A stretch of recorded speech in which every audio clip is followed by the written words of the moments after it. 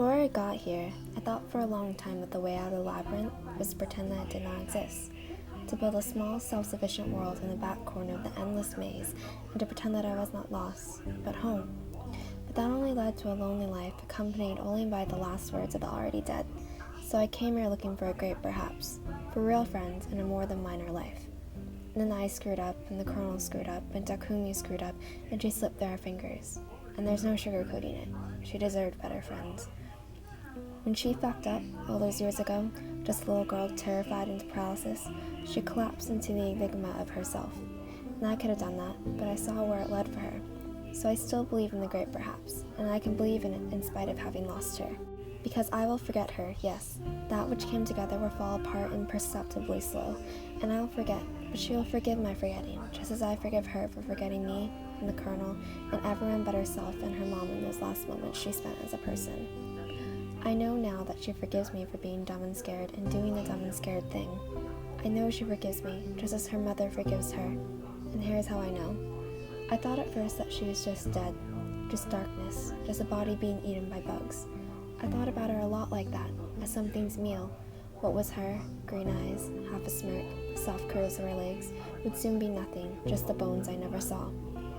I thought about the slow process of becoming bone and then fossil and then coal that will, in millions of years, be mined by humans of the future, and how they would heat their homes with her and then she would be smoke billowing out of a smokestack, coating the atmosphere. I still think that, sometimes, think that maybe the afterlife is just something we made up to ease the pain of loss, to make our time in the labyrinth bearable. Maybe she was just matter, and matter gets recycled. But ultimately, I do not believe that she was only matter. The rest of her must be recycled too. I believe now that we are greater than the sum of our parts. If you take Alaska's genetic code and you add her life experiences and the relationships she had with people, and then you take the size and shape of her body, you do not get her. There is something else entirely.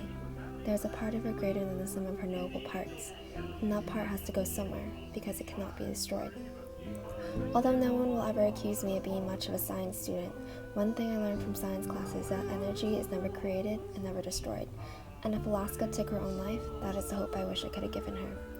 Forgetting her mother, failing her mother and her friends and herself, those are awful things, but she did not need to fold into herself and self-destruct. Those awful things are survivable, because we are as indestructible as we believe ourselves to be.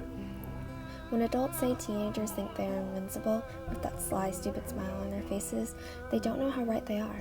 We need never be hopeless, because we can never be irreparably broken. We think that we are invincible because we are. We cannot be born, and we cannot die. Like all energy, we can only change shapes and sizes and manifestations. They forget that when they get old.